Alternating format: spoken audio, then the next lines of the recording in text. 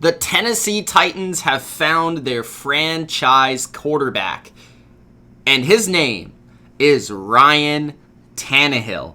Ryan Tannehill is going to re-sign with the Tennessee Titans, as reported by Ian Rappaport of NFL Network. Now, personally, right now, at this moment, 2:27 Eastern Standard Time on Sunday, March 15th, I do not know the actual contract details of Ryan Tannehill's contract with the Tennessee Titans.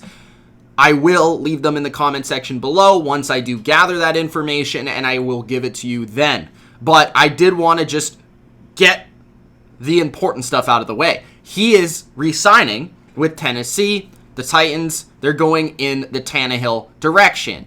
And I think this is the right move. Now, I do have a couple perspectives. Inside my mind, I could see this from multiple viewpoints. So I feel like on one side, part of me is saying that Ryan Tannehill should only have been franchised. And then on the other side, it's like you need to reward this guy, and you know he's the guy, so give him the contract. And I could see Tennessee fans and Titans fans being on both sides of the spectrum. I feel like, in a way, signing Ryan Tannehill to a long-term contract is a bit of a risk, because you're signing a quarterback who previously, before this season, was nothing more than an average quarterback. But then on the other side of things, you're looking at a player that, in the right system, in the right hands, with the right support around him, he was able to be a quarterback that helped his team reach the AFC Championship, performed very well down the stretch, and was a large reason that the Titans were able to make that end of the season run. And really looked like he could not only be an average quarterback, but actually a very good quarterback in the right hands, in the right system, with the right players. So there's a lot to be said about this move, about this re-signing. I do kind of want to know what the contract details are, but I don't really think that matters too much, because he's going to get paid what he gets paid. Now, if he's paid some absurd amount, then we'll have to come back and revisit that, and I'll have a different opinion. But I don't think it's going to be so. So let's just get into why this is a bad move. Before I do get into the nitty-gritty details of everything, make sure that you do Gronk Spike the like button. And, of course, if you haven't already, subscribe to The Bottom Line View for more NFL reactions all free agency long. And comment your opinion below. I want to hear from you guys. What do you think of this move? Do you love this move for the Titans? Do you really hate this move for the Titans? Do you love this move for Ryan Tannehill? Do you hate this move for Ryan Tannehill? Let me know in the comment section below.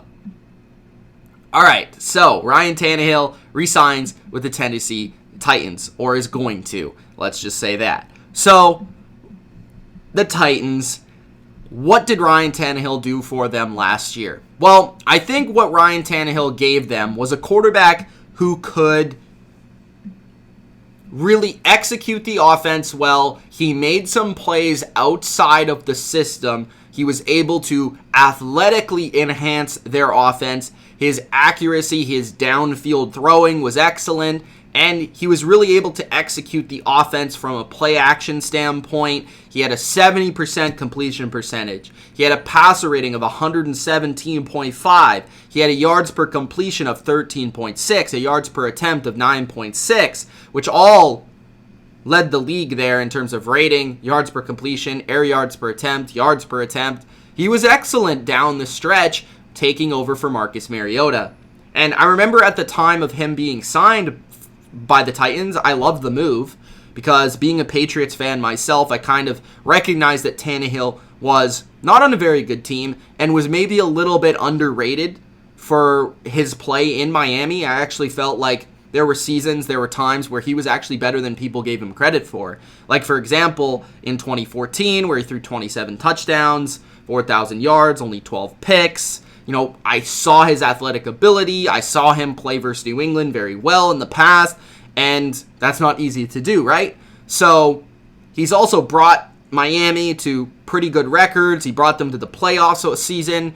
So Ryan Tannehill had previous success before Tennessee, and I think people get his career before the Titans a little bit juggled They don't really understand it. They don't really understand why he was able to have the success he did in Tennessee. But I just think something has clicked for him. I think, he had a better offensive line. He had a better run game. He had some reliable receivers and targets. He had a better coach who understood what he could and couldn't do. He really was able to take advantage of the situation more so than Marcus Mariota. Maybe he was a little bit more motivated than he had been in the past. So there were a lot of things and a lot of reasons for why he was able to be successful. Throw for 22 touchdowns, throw for only 6 interceptions, take the Titans in part to the AFC Championship and give them their best season in a long time.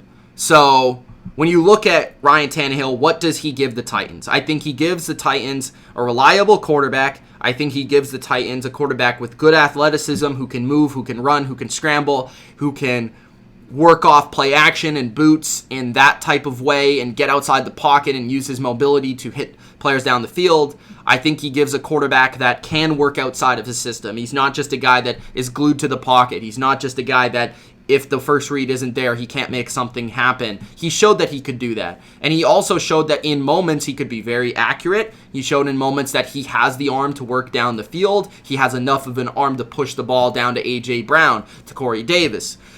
So he showed what he has. And I remember, Dan Marino, Phil Simms brought this story up about how Dan Marino was saying how great of an arm Ryan Tannehill has. And I do think that's part of this game that's been a little bit underrated. I think Ryan Tannehill's ability to pass the football has been underrated throughout his career. I think his ability to lead a team has actually elevated. And that's something that I saw from Ryan Tannehill throughout the end of the season with the Titans, specifically in the early games of the playoffs. Even though he wasn't putting up big-time statistics, he was making a little bit, a play here and there, a play every once in a while on a third down or a fourth down or in the red zone where they really needed it. And I really saw Ryan Tannehill turn from a quarterback that was just a part of a team into a quarterback that became a leader, a quarterback that became a franchise type of player. And I think that's the biggest shift I saw in Ryan Tannehill more than anything, more than any skill set, more than his ability to make plays, more than his ability to win games. I saw a guy that actually became what a franchise quarterback is supposed to be. And that's a guy that can lead a team. That's a guy that can really inspire a team to win games and also kind of be like, you know what, get on my back. I am this guy. I am this quarterback. I am the franchise. I'm going to be it. Marcus can't be it maybe. I'm going to be this guy for the Titans. And I think the Titans fans, you guys know, you embraced him. And I think that's a large portion why. The entire team embraced him. And you just kind of saw him mature, I think is the word. You saw him mature into a guy that his entire team believed in. And I don't always think he had that in Miami. I don't think... Maybe part of it was because of injuries. Maybe part of it was because of just the middling success. Maybe part of it was Adam Gase. I think that's actually a large reason. And I think a coach like Mike Vrabel kind of inspired the belief in Ryan Tannehill. And once the team saw that this guy has what it takes, once they saw his physical talent, it wasn't long after where they believed in him from a leadership standpoint as well. And I think that was a big reason for why Ryan Tannehill is now going to be the franchise quarterback for the Tennessee Titans.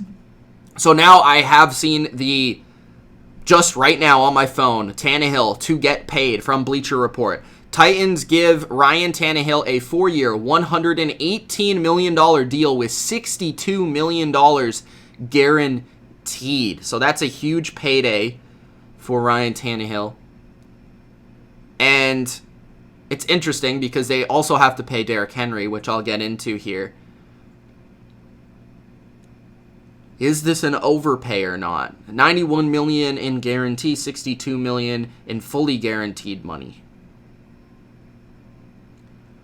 $118 million. See, I'm not a financial wizard or a math expert. I think math is my worst subject in school. So I don't know where that exactly lands in terms of quarterbacks.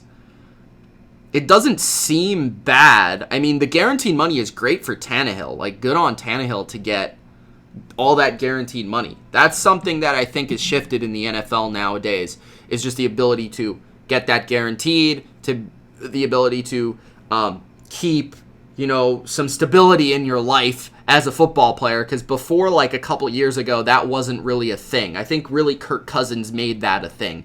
For Tannehill, though, and for the Titans, you do have to worry a little bit. Like, one of the negatives I would say about Tannehill throughout his career has been the injuries. He did start 16 games every year from 2012 to 2015, but he missed games in 2016, and in 2018, which he kind of gained this reputation for being a player that was injury prone. I don't know if that's necessarily true throughout the entire course of his career. Players are going to get hurt. But I think the fact that in that 2016 season where the Dolphins had their best season ever with Tannehill, he got hurt, and that kind of derailed them in the playoffs, and they had Matt Moore start, so that kind of gave him this whole injury-prone sort of thing. So obviously the Titans understand that he is not a player that is actually injury-prone. There was just some things in his career that happened, and those are going to happen to most players. Tom Brady missed a season. Peyton Manning missed a season. These guys get hurt. Quarterbacks get hurt. Drew Brees was hurt in his career. And this is actually kind of a Drew Brees-esque, sort of transition for Ryan Tannehill. I think there is a comparison to be made there. The first season that he goes to a new team, it's a little bit later in his career, but at 31 years old, and I'm not saying Ryan Tannehill is going to be Drew Brees. I don't believe that, but I'm just saying, a quarterback can go from one situation to the next, whether that's the offensive coach, the players around him, or just the belief in the player. And Drew Brees goes from the Chargers, where he was a good quarterback, to the Saints, where he becomes a great Hall of Fame caliber quarterback. First year with Tennessee, first year in the Pro Bowl for Ryan Tannehill. First year as a guy that people recognize as maybe he can be this upper echelon guy. We saw the athletic tools in the past, and maybe he just took that time to mature and went to a better situation in Tennessee. We'll have to see how this plays out. We'll have to see if he's worth the money. But it does seem like Ryan Tannehill's getting the full backing of the Tennessee Titans. They're putting all of their chips in the Ryan Tannehill side. All in on Ryan Tannehill. So that's fascinating. That's interesting. And hopefully Ryan Tannehill keeps that chip on his shoulder, which made him so good in 2020. Again, guys, let me know in the comment section below what you guys think of this move. Ryan Tannehill going to the Titans. Now, I do need to clear up a couple more things regarding this situation for Ryan Tannehill, and now that he's signed, what happens next for the Titans? So they have a couple of priority free agents, of course, the first being Derrick Henry. I do believe that Derrick Henry will be back with the Titans. I do believe that this move is kind of putting in place that, Ryan Tannehill, Derrick Henry, this is going to be the foundation of this offense, probably alongside A.J. Brown and possibly Taylor Lewan as well.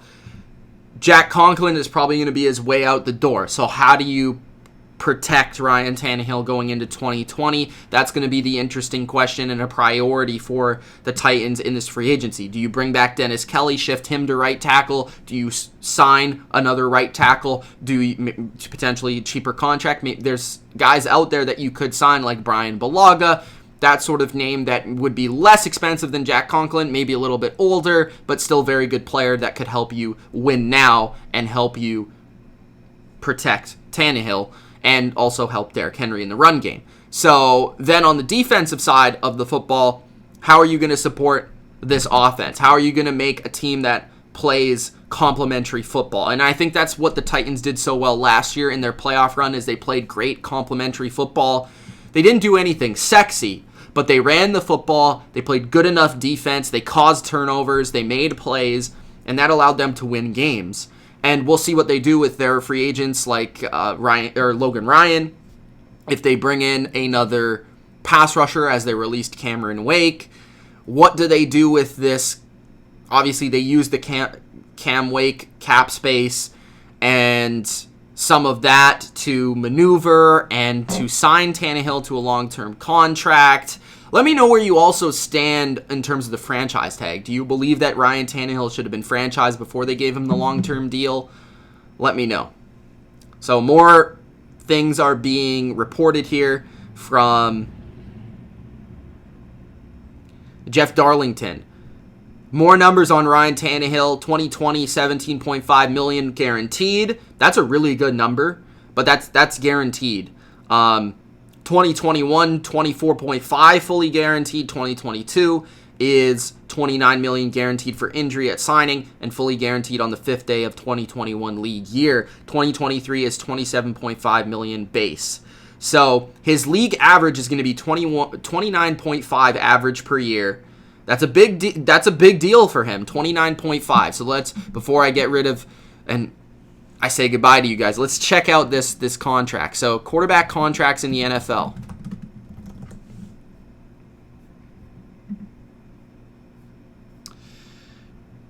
Ryan Tannehill.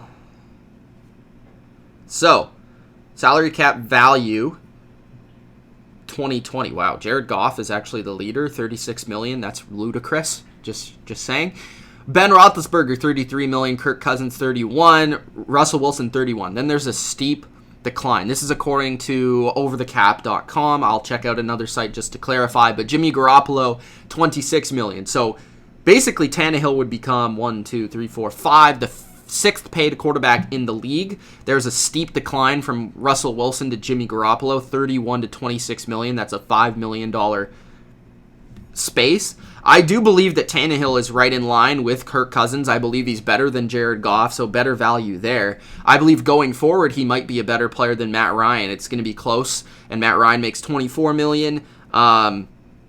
These salaries seem a little off. But going into the future, I do feel like quarterbacks like Patrick Mahomes, Lamar Jackson, they're all going to be paid. So average rankings for 2020 according to Sport Track, Russell Wilson 35, Ben Roethlisberger 34. This is the average. So in terms of average, Matt Ryan actually would make more. So they actually updated it. So Ryan Tannehill would be 7th. So this is the correct information. Sport Track has me on here. So Ryan Tannehill would be paid the 7th most money in the league on average. That's less than Matt Ryan, less than Carson Wentz, less than Jared Goff, less than Aaron Rodgers, Ben Roethlisberger, Russell Wilson. And he would be paid more than Kirk Cousins, Jimmy Garoppolo, Matt Stafford, Drew Brees, Derek Carr, Alex Smith, Tom Brady. Now, you could argue that guys like Matt Stafford, Drew Brees, Tom Brady are better, even Cam Newton, who's making a lot less money. But then you could also argue, okay, Tom Brady, Drew Brees, they're getting older. Matt Stafford, Cam Newton have been injured, not as reliable as Tannehill. So I do feel like this is a pretty good contract. I mean, right in line with Kirk Cousins. That's probably